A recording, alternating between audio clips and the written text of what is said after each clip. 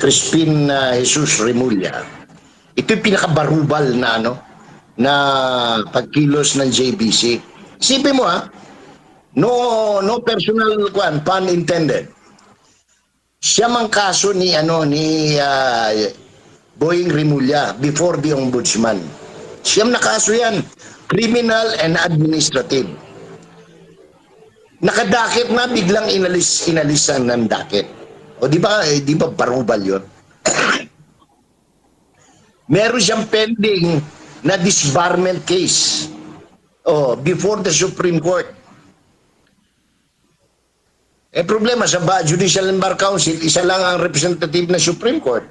Ang mga miyembro doon, yung si Kiko Pangilinan, na alam naman natin na kasapakat ng administrasyon. Si Jinky Luistro from the House of Representatives, anong tawag nito? Asong-aso ni pangalan yan, ni Romualdez, na sentro ngayon ng investigasyon ng lahat ng issue dito sa corruption na nangyayari sa ating bansa. Sabi ko nga, depende na nga yan sa kanila, no? Kung talaga, if Tito Soto wants to prove na talagang para sa bayan siya at hindi siya kasama doon sa pagtatakip, napakadali niya na ang ngayon, kung madali, pwede, actually kahapon, pwede nga sila nagpalit kagad Ang problema, they canceled the plenary session yesterday, budget, no, ng General Appropriations Bill sa Senate version or even in the House version. So doon pa lang medyo napaghahalata kasi si Tito masyado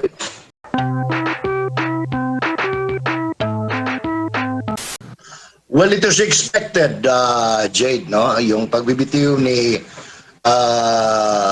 Senator Ping Lacson. Kasi tama nga naman siya kung wala ng kumpiyansa ang kanyang mga kasamahan sa Senado, sa kanyang pamumuno. At malawak ang suspetsya ng taong bayan na parang may pinagtatakpan silang dalawa ni Senate President Tito Soto. Talagang marapat lang na magbitiw siya at yan delikadesa, no? Pero sa isang banda, ang tingin naman ng inyong lingkod ay ito'y pinangunahan na ni Ping Lacson para to avoid any yung bang kahihiyan na sa Miyerkules bukas ay malamang magpalit ng liderato sa Senado and kaysa tanggalin siya bilang chairperson ng Blue Ribbon Committee. So, dalawang mukha yan, Jade. Opo, at paano po yung magiging implikasyon po nito sa investigasyon sa mga maanumalyang flood control projects? Kasi ngayon, marami nag-aabang. Kailan ba? Sabi ni Senator Ping Lacson, until further notice pa itong magiging investigasyon ng Senado patungkol dyan. Yun nga ang lalo pa nakasama sa duda ng tao, no, na may pinagtatakpan. Kasi nung pumutok, tandaan mo, ang huling session ng Blue Ribbon Committee ay yung pagharap ni Marine Master Sergeant Orly Gutesa, no? At talagang earth-shaking yung kanyang mga inilabas na mga impormasyon. Bigla-bigla at karoon ng ganitong pagpapahinto. Dagdag pa yung pagiging non-transparent ng investigasyon ng ICI o Independent Commission on Infrastructure. Plus, hininto yung sa mababang kapulungan. Although wala naman talaga kakwenta-kwenta yun, ano? Yung sarili nilang investigasyon, sarili nila, walang credential, walang kredibilidad.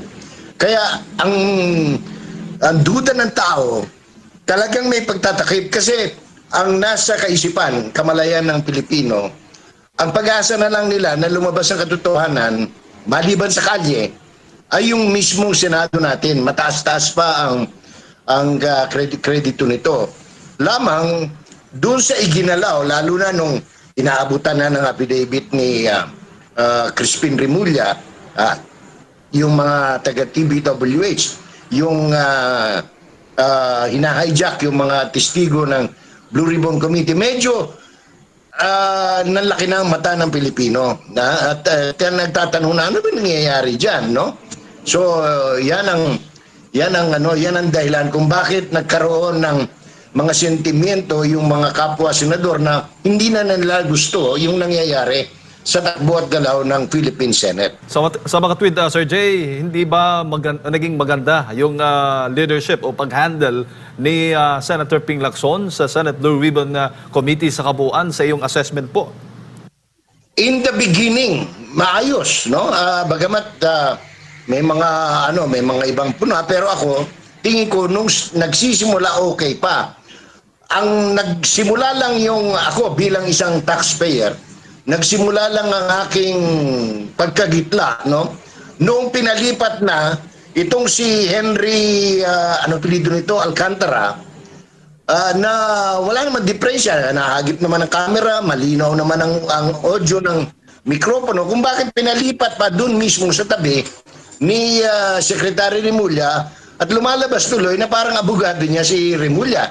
And then pagkatapos noon biglang hinayjack at dinala sa DOJ kuno, ito si Alcantara, bago pinabalik. Nung pinabalik, iba na ang tono. So yun ang simula na nag-iisip na ang taon na mukhang merong hindi maganda. Opo. Sa tingin po ninyo, sino ang kwalipikado na magiging chairman o chairperson ng Senate Blue Ribbon Committee? Maraming qualified dyan. Marami ang nagtapos ng pag-aaral ng lay o batas, no? Marami pa rin ang abogado na pwede. It could be anyone, no? Basta importante, ipakita nila sa taong bayan na ang Senate Blue Ribbon Committee o yung Committee on Accountability of Public Officers and Investigation ay maaring paniwalaan o pagkatiwalaan.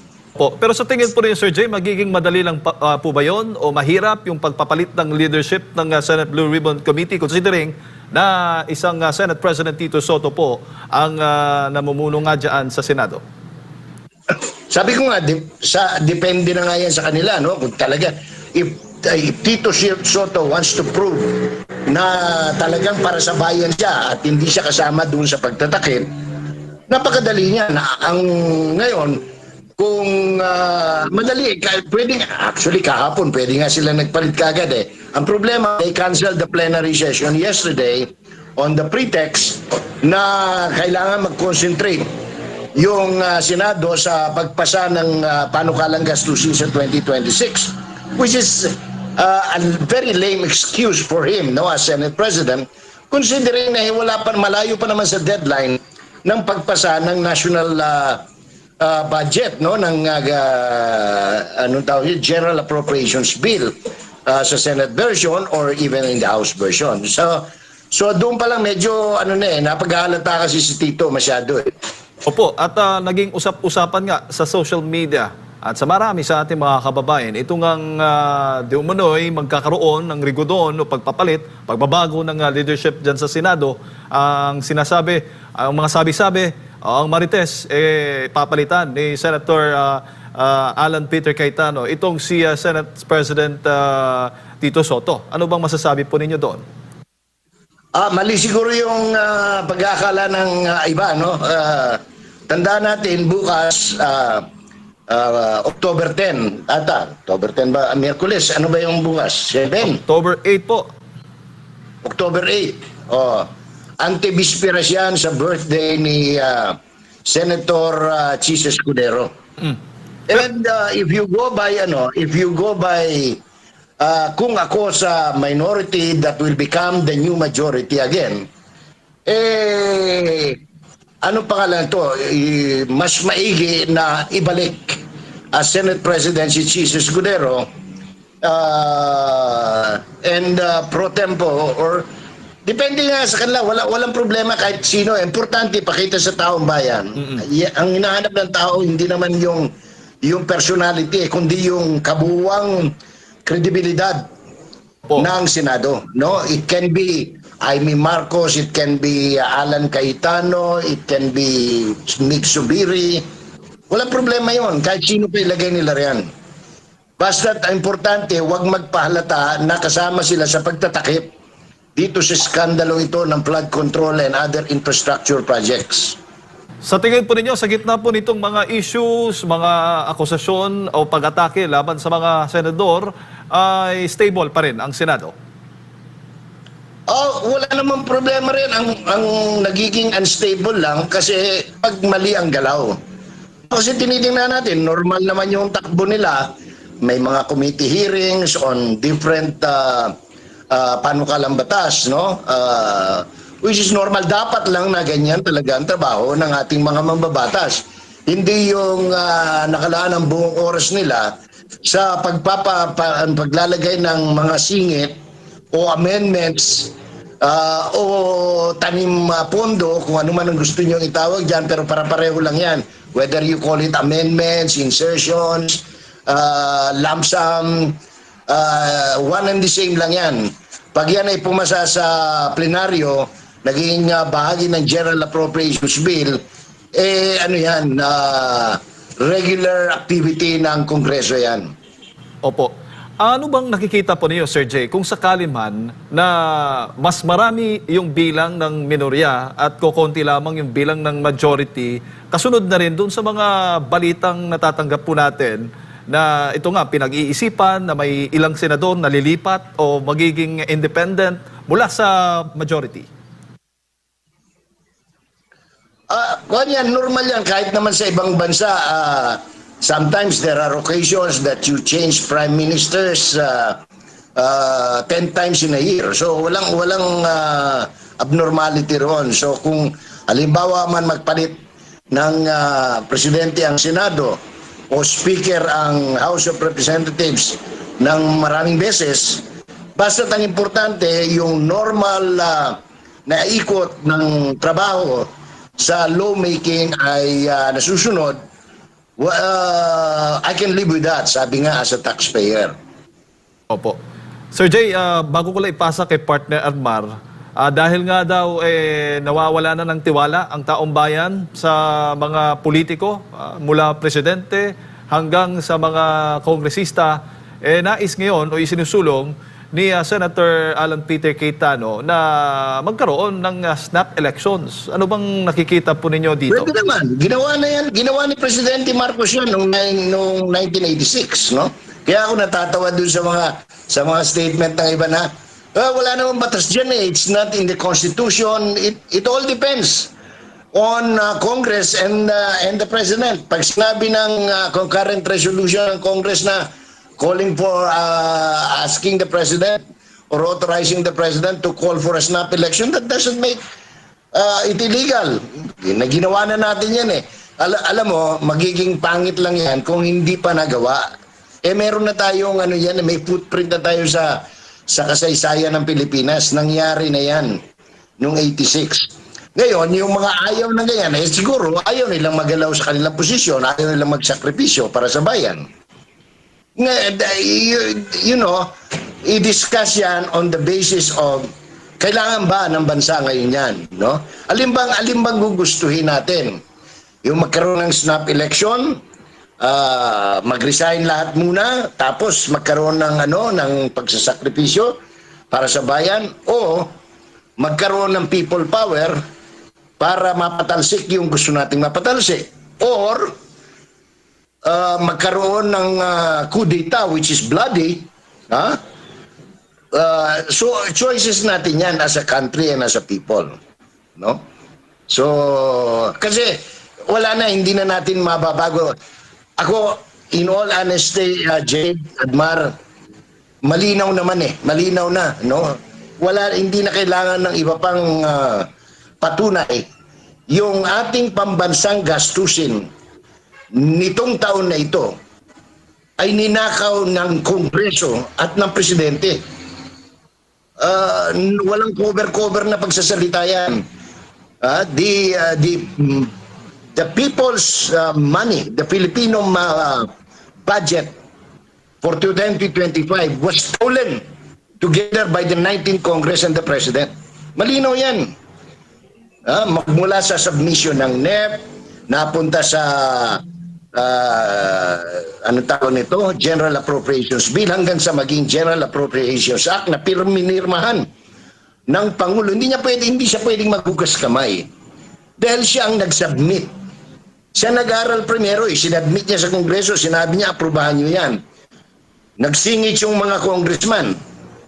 Ni-review niya 10 days. Remember, humingi siya ng 10 days pagkabigay sa kanya ng Kongreso. Di ba? Ang daming pictures niyan. O, hinimay daw niya. Hinimay niya lahat. Sinabi niya, nagkaroon siya ng speech, di ba? O, pagkatapos, pinirmahan niya. Sa makatuwid, pumapayag siya doon sa mga insertions, doon sa mga unprogram, doon sa mga ayudang walang kakwenta-kwentang pinagkakitaan ng bilyon-bilyon.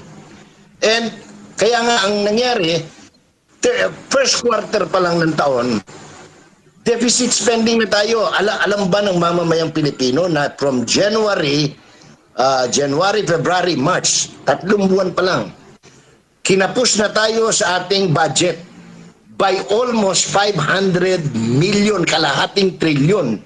Kaya nga noon pa lang nangutang na itong kasalukuyang administrasyon para lang may panggastos. In other words, gumagastos po tayo ng walang pera, walang kinikita. Nangungutang lang tayo para meron na naman silang nakawin. Sorry for using the word, no? Manong Jay, mayong buntag si Admar po. Nakikita niyo po ba na parang sinubukan lang, parang inaalog lang itong itong sitwasyon ngayon para makita kung ano yung kanilang magiging komento? Kasi sentro pa rin ng debate yan kung legal ba, constitutional ba ang snap elections, dahil nung nangyari po yung snap elections, wala pa po yung 1987 constitution natin, 1986 pa ata yung nangyari yung snap elections, so maaaring magbago. Pero ang sinusubukan lang dito is yung, kasi kung babalikan mo yung panukala, ano yung pinaka-reason bakit napalutang itong snap election? Dahil nga nawawala na ng tiwala. At ngayon, dito sa mga komento mula sa iba't ibang mga personalidad at politiko, mababasa natin kung sino ba ang seryoso talaga sa transparency, sino ba ang seryoso talaga sa pagbabago para malabanan itong korupsyon, Manong Jay. Oo, kasi mahalata mo naman sino yung may mga self-preservations eh. Ha? Kasi tingnan mo pag nagkaroon ng snap election, nagkaroon ng transition government, pagkatapos sasabihin halimbawa, sino bang mga maingay? Number 1, party list. Di ba? Yung Makabayan Bloc, yung Partido Liberal, yung Akbayan, lahat. Ba't sila maingay? Takot sila eh. Takot sila na pagkaroon ng magpababago, mawawala yung party list. Pati yung mga party list ng mga oligarko, ng mga mayayaman, ng mga negosyante. Takot sila.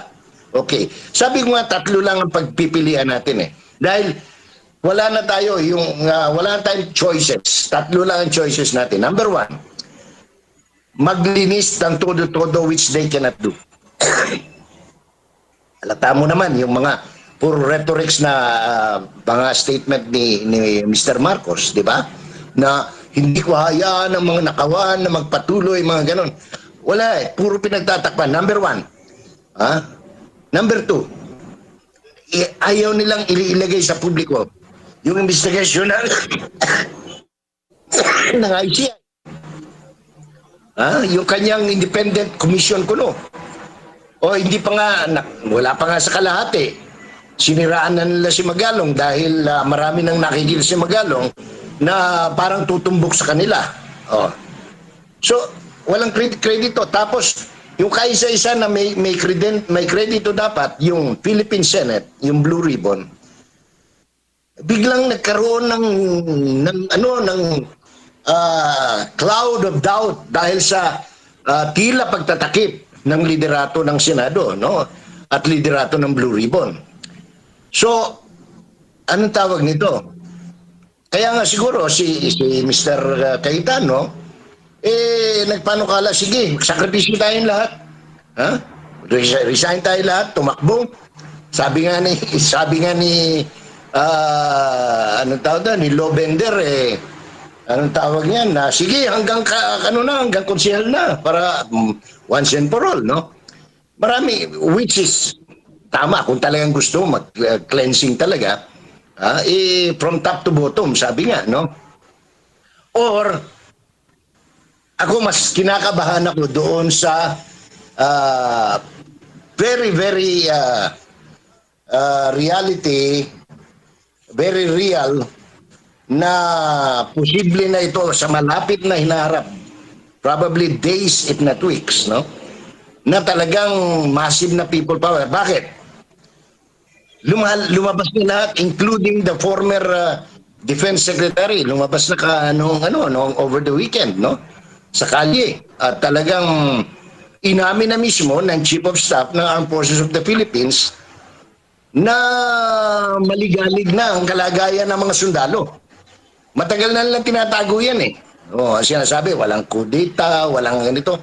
At inaamin na nila na talagang hinihimok na ng mga retiradong general at iba pang opisyal ng Armed Forces of the Philippines at ng Philippine National Police na sabihan na ang kanilang Commander-in-Chief na bumitaw na o magbitiw na sa katungkulan.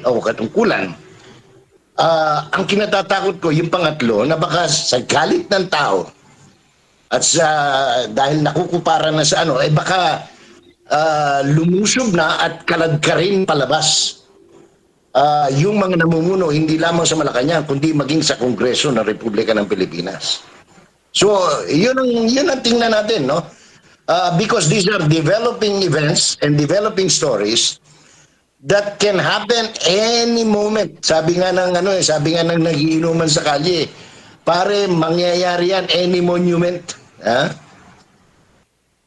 Opo, Manong Jay, nabanggit mo kanina itong issue nga po ng ICI dahil yun nga, hindi nga ito ginagawang, hindi sinasa publiko yung mga pagdinig. Ito, concern din ito ng taong bayan. Kaya nga, marami ang nananawagan, marami ang nagkilos sa protesta, marami ka mababasa, umabot na hanggang sa mga personalidad, artista, ordinaryong mga kababayan po natin sa social media, ipinahayag. Last September 1, ipinahayag din nila. Kasi pera ng taong bayan yung pinag-uusapan dito, yet ayaw na sa publiko para at least malaman paano ba, no, at mapagtimbang-timbang din Manong Jay. Pero may mga pahayag din ngayon like kagaya dito sa nabanggit ni Congressman Egay Erice na meron daw siyang nakausap na isa sa mga miyembro ng ICI na posible daw na magbitiw sa ICI dahil daw sa limitadong otoridad nito at mahina at limitadong otoridad. Kasi nga, walang contempt powers, wala pang iba pa. So the more, nandun na yung question sa kakayanan nitong ICI na maimbisigan lahat-lahat at yung kapangyarihan niya, Manong Jay. Alam mo yung ICI parang pamada lang yan sa buhok ni Bongbong Marcos eh. Para hindi sumabog, kailangan lagyan ng pamada para maayos yung buhok. Ganun na, nung unang in-announce yan, kung talagang ako independent dito, like the Sagisag Commission, naalala mo noon, yung panahon ng Expo Pilipino, at saka yung limited but effective na mamasapan ng commission, yung talagang lumabas. Dahil meron silang lahat ng kapangyarihan, pati panghuhuli lahat, no? Ito wala eh. Halata mo na ginawa lang ni Marcos para masinop yung mga tetestigo, tapos sunod pa yung announcement na they're not going to make it public. Naloko na. Ano pa ba iisipin mo? Bakit? Unang-una, pwede niyang buwagin anytime. Nakita mo nga eh. Sumasama lang sa inspeksyon kay Secretary Vincison si Magalong, siniraan na siya ng mismo tagapagsalita ng presidente. So, what do you make out of it? O di may pinagtatakpan. Ayaw nilang mabulgar. Saan ka naman nakakita? Special advisor to the ICI, sisiraan mo by the very spokesperson of the president and the palace. Kaya, I won't be surprised, baka bandang huli, si Andres na lang matira dyan. Opo, and dito naman po tayo sa usapin ng pagkakasama sa shortlist ni former congressman at ngayon ay Justice Secretary Boying Rimulya. Ano nakikita nyo po dito? Kasi ang ombudsman, yan yung taga-usig sa mga public officials. Dapat talaga maging... Nakikita nyo po dito? Kasi ang ombudsman, yan yung taga-usig sa mga public officials. Dapat talaga maging ano ka dyan, talagang wala kang bias, wala kang pinapanigan dyan, hindi ka dapat namumuliti ka rin. Pero vision ng yung probity. opo, at sa kasaysayan naman po natin, karamihan po sa mga naging ombudsman ay galing po sa judiciary, no? At hindi naman galing judiciary porket may justice lang yung kanyang opisina, gaya ng kanyang pag-claim din doon sa paghatid kay dating Pangulong Rodrigo Duterte na parang sila yata yung nagsilbi, nag-represent bilang sa judiciary. Pero ano nakikita niyo po dito, Manong Jay? Alam mo, itong pangyayaring ito sa Judicial and Bar Council, pagkakasama sa pangalan ni Crispin Jesus Rimulya, ito yung pinakabarubal na pagkilos ng JBC. Isipin mo no personal pun intended. Siya mang kaso ni Boying Rimulya before the ombudsman. Siyam na kaso yan, criminal and administrative. Nakadakit na, biglang inalisan ng dakit. O di ba barubal yun? Meron siyang pending na disbarment case before the Supreme Court. Problema sa Judicial and Bar Council, isa lang ang representative na Supreme Court. Ang mga miyembro doon, yung si Kiko Pangilinan, na alam naman natin na kasapakat ng administrasyon. Si Jinky Luistro from the House of Representatives. Anong tawag nito? Asong-aso ni pangalan yan, ni Romualdez, na sentro ngayon ng investigasyon ng lahat ng issue dito sa corruption na nangyayari sa ating bansa. Tapos yung isa, fraternity brother ni Rimulya, no? At kaeskwela sa UP College of Law, no? So, anong tawag nito? Ako, expected ko na talagang ilulusot nila yan. Ngayon, nasa presidente ngayon. If the president appoints him as ombudsman, tapos na, naitot na ang buhay. Iyan palagay ko, pagka nangyari yan, lalabas na lahat ng tao sa kalye. Masyado ng obvious na ang intensyon ng paghihirang ng bagong ombudsman, kung sakali i-appoint si Mr. Rimulya, is political and personal and nothing to do with justice anymore. Yan ang talaga, yan ang pinakabarubal na maaaring mangyari sa kasaysayan ng Pilipinas.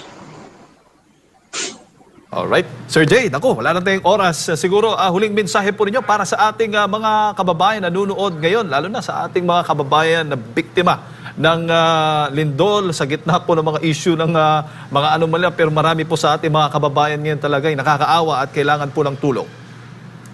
Unang-una, nagpapasalamat tayo sa lahat ng mga tumugon, no? Sa pagkakataon, sa paghahatid ng ayuda, no? Ng tulong sa ating mga kababayan sa hilagang bahagi ng Cebu, no? Private NGOs, lahat na, no? Except yung mga nagbebenta ng bigas. Hayop yun, ha? Yun ang talagang pinakahayop na nakita ko sa kasaysayan. Saan ka nakakita, ha? Nilindol na, dinagyo na. Pagkatapos saka mo pa bebentahan ng bigas, ang dami nga nagdadala truck ng bigas. Hindi ba nahihiya ang gobyerno niyan? Anong klaseng programa yan, no? You know, anywhere in the world, wala kang makikita na ganyan na ang gobyerno nagbebenta ng bigas doon sa mga biktima ng kalamidad, no? Unfortunately, nangyari yan, pero higit nating pinapasalamatan, lalo na yung mga nagpupunta sa mga barangay pa, naghahatid ng they take their time, their money, their savings, especially yung mga kapwa Bisaya. Kay ako laging gingon, magtinabangay yun aning klaro, kundi kita-kita ragyod ng mga Bisaya, no? Oh. Muna nga magpasalamat sad ko sa mga taga-Katmon ug uban pang dapit diha sa Sugbo, no, sa Northern Cebu, nga bisan sa kawadaan nila o kawadon nila mapasalamaton kay sila na manghatag og tubig, na manghatag og binignit, kung sa badiha nga kanang mga magatod bitaw kanang ayuda. Hindi mo makikita yan elsewhere in the country, no? Ganun sila ka thankful, no, sa ating mga kababayan. Kaya sana po itong ganitong pag-uugali ng Pilipino ay mamayani palagi, dahil alam naman natin na tayo po ay binabagyo madalas, nagbabadya ang mga malalakas na paglindol. Kamakalawa ay lumindol dyan sa Corimao, sa Ilocos Norte.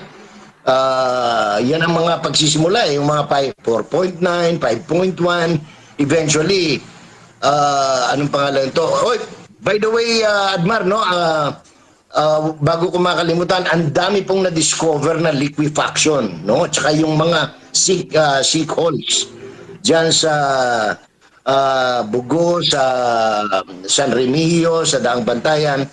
Kaingat po ang ating mga kababayan, at siguro hindi kalabisan na mula sa atin dyan sa SMNI, pagpayuhan natin sila na siguro makabubuting lumikas muna sa ibang mas safe na lugar. Kasi I have been reading and researching on sinkholes and liquefactions, no? It can happen anytime. Baka mamaya sa gitna ng panangalian o sa hating gabi may mangyari naman, makabubuti pong umiwas tayo. Nakakatakot Ang dami-dami. First time nakakita ng ganito karaming sinkhole, no? After the earthquake, dahil kami, dumanas din kami ng 6.9 dito sa Southern Mindanao, sa area ng North Cotabato, hanggang sa Sarangani, Jensan, no, area. Pero pa isa-isa lang yung nakikitang mga ganitong sinkhole. Pero dito sa nangyari sa Northern Cebu, ang dami po, no? Kaya baka naman magtampo yung mga taga Northern Luzon, malaking kawalan, no? Ito pong sira ng dalawang tulay dyan, yung tulay sa Isabela na nauna nung mga nagaraang buwan, at saka ito pong pagguho naman ng isa pang napaka-importante tulay dyan sa may Alcala, no? Yung pigatan yata, pagitan na bridge, no? Na talagang daluyan po ng mga produkto ng ating mga magsasaka. Ito nga, apektado na tayo sa presyo na pagkababa ng presyo ng ating mga pananim, ng ating mga produkto, tapos masisira pa itong daluyan ng ating, anong tawag nito, ng tulay. Sana magawa ng parang kagad na maibalik yan. Tayo'y napagsabihan ng tanggapan ni Governor Aglipay na gumagawa sila ng mga kaparaanan kung paano may sasaayos siyang tulay na yan, ano, sa may Cagayan, at yung mga pagbaha sa Pangasinan. Ang daming nangyayari sa atin na pinaka-importante sa lahat na nais kong iwanan ngayong umaga ay ang katagang wag po tayong tamarin, wag tayong hinayang na magdasal ng taimtim araw-araw para po sa kaligtasan ng ating bansa, hindi lamang po sa kalamidad, kundi lalong-lalo na sa mga magnanakaw sa gobyerno na siyang lalong nagpapahirap sa bansang Pilipinas.